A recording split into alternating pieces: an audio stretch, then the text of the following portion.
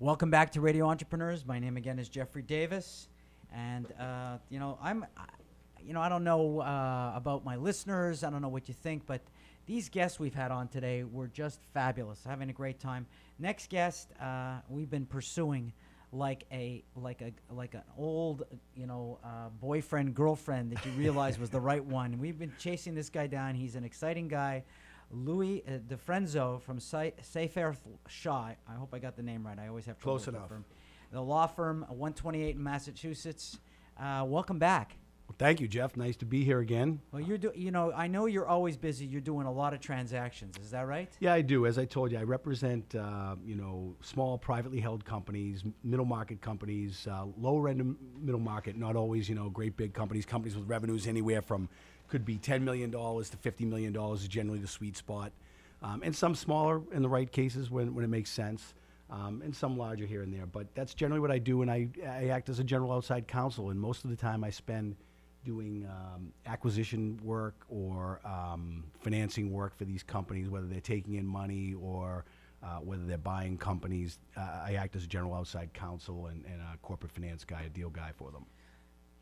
Now we're into a new year, but 2000, what year are we in now? 15? 15. 2014, Space 2013 Odyssey. was a big difference, wasn't it? Yeah, I think actually, things are looking, more robust right now. I mean, I've got a fair amount of deal flow. 'Cause 13 was up, 14 was down. Of course, yeah. I mean, 15, I guess there's pent up. I think pent-up 15. money. So far this first quarter, it's more like the 13 year than it was the 14 year for sure. There's definitely more money out there, and there's just more activity in the market that I'm seeing. I'm seeing a lot more alignment of the buyers and the sellers. Really, people have come into some better reality checks on what the multiples are going to be. I think there's some things have coalesced a little bit around the multiples. There was a disconnect there in 2014, but so far early this year, I think that I'm seeing several deals come together, and the sellers look like that they are getting good multiples right now, and the money's it's voracious, it's aggressive. Well, that's good to hear. Is there anything different in what you're seeing in deals in terms of the way people are doing them today versus, let's say, even 18 months ago?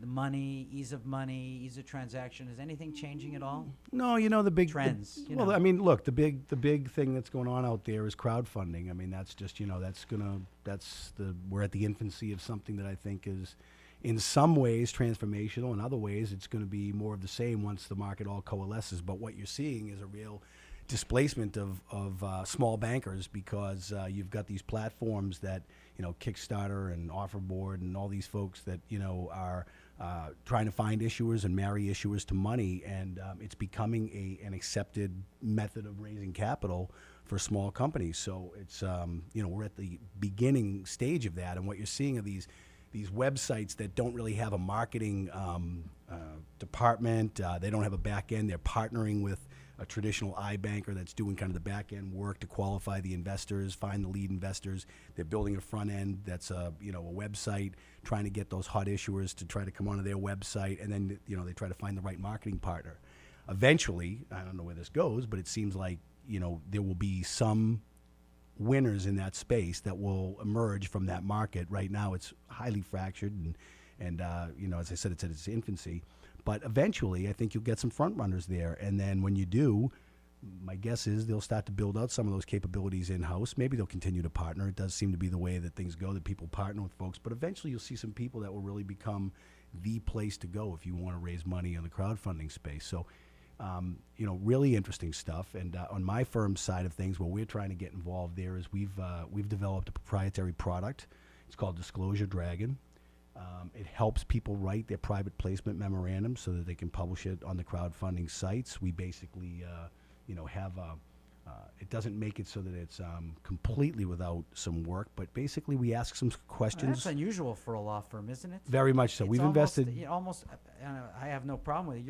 You're almost a bridge, like a consultant, to the marketplace for your clients, not just doing the transaction. You're being more proactive in the process. Absolutely. I mean, I like that. It's very different. It's very interesting. I mean, law firms, not to get off on a How did tangent, you get but consensus in a law firm to do that? well, I'll tell you, Seyfarth as a international firm is, we've been, I mean, if you check it out, we are lauded for our technology investments and our kind of cutting edge approach to the way we deliver legal services. We're not your dad's law firm. We don't typically, of course, you know, there are traditions within a law firm. You bill your hours, you know, you have your clients, you service your clients, you collect your bills. Those are the pressures that lawyers face. But what we're finding is that consumers of legal services are large companies, small companies, becoming very sophisticated. Technology makes it such that people are sophisticated consumers of legal services, and they want certainty, they want predictability, they want fair treatment and pricing. Gone are the days when you have, you know, a loyalty-based client that, you know, is just coming back to you, and you can be a little bit inattentive, let's say, that a lot of law firms have been about their billing practices and their cost structures. We've really re-engineered that at Seyfarth. We're really going at something completely different here. We've invested in technology in ways that, if you check out our website, we're being lauded nationally for some of the things that we've developed. We've really adopted a Six Sigma lean approach to the way we deliver legal services. And in the corporate side, with what I do, for example, one of those products that we've created, and we have several subsidiary businesses, but one of the products that we've developed and one of the services that we provide is this Disclosure Dragon.